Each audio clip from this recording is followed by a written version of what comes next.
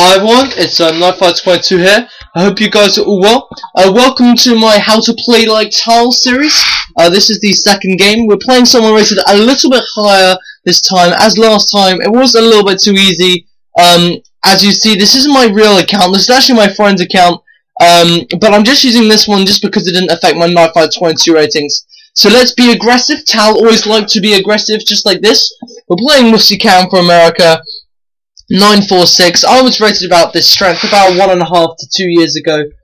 Okay, so Tal would always be aggressive here. I think maybe attack the bishop, but I'm not really sure if that is Tal's style. But then actually we can play d4. Maybe it is his style. Maybe it is his style to then go ahead with d4 and then get this other bishop out. So basically in this video we're just going to be really aggressive. Going to be a lot more sacrificial than usual. Okay, so now let's go ahead with, wait, d4, but this c-pawn is pinned. Is that really going to be an issue? No, because we can get the queen out and attack g7. That's definitely going to be a very much a Tal-like idea. But nonetheless, it will also be interesting to see what everything is like. Okay, so let's go ahead and capture this pawn, being very aggressive as usual. Hopefully we'll be able to do some sort of fried liver with like a knight g5 or anything. Ooh, this is gonna be very interesting. I want to take. No, we can't do that because the knight's there. Okay, but let's just castle for a minute. I want to put my knight up onto g5, but there's two defenders on g5 currently, so that wouldn't actually work. Okay, so let's put the rook across to e1. Put that rook on the e file. Tal always liked to put the rook on the e-file when it was very open, instead of the king pawn, knight to f3, knight to c6 kind of games, sort of the Italian games and all of that. Okay, so let's go ahead and take this knight, so then we can then put our knight up onto g5, and then got a queen into h5, and really start to attack the board. I'm thinking maybe not take that pawn because I really want to be like Tal style, but instead just move that knight up and really try and get an attack going here. That rook is very centralized. But now, okay, let's just let's put. I'm tempted. I don't know. Shall we sacrifice the knight? Queen h5. Pawn takes. Okay, let's sacrifice the knight. Let's play our queen to h5. Sacrifice the knight, and then we put the rook. We put the bishop back onto d3, and then we get the rook across as well. Okay, so he just made a blunder. Unfortunately for him, we can now take his queen, and now this should open up the doors for an attack on the king. Okay, so I'm still debating whether to do this with a higher rated opponent. I'm not sure if it's really going to work with the like 946 people. Maybe I should just go onto my own account and play better chess. Sorry, against higher rated people, maybe 1000, 1100. Okay, so now we can take the g6 pawn with check. The f7 pawn is pinned, and this is actually probably going to be a mate in 2.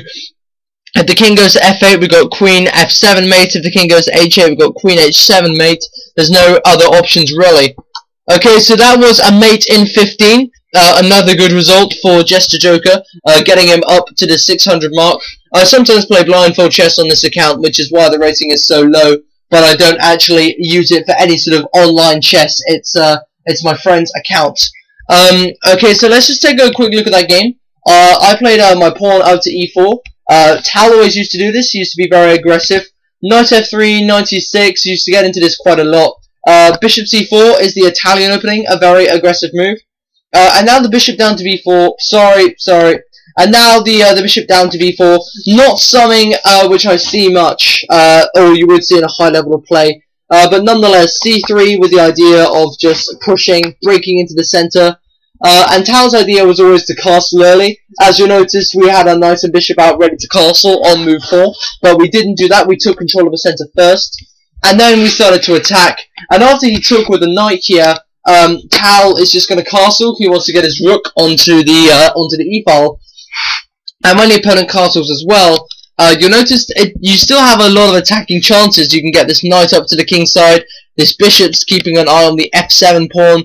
This bishop can come out quite quickly. The rook comes out, obviously, and d6 was obviously a slight error.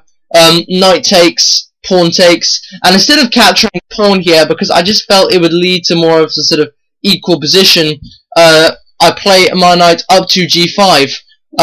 Actually, sorry, I've just noticed that my queen will be undefended for a checkmate. Jesus, oh dear, it must just be me being really complacent, because we left a queen open for a checkmate, just like that. Queen takes d1, rook e1, and queen takes e1 mate, right?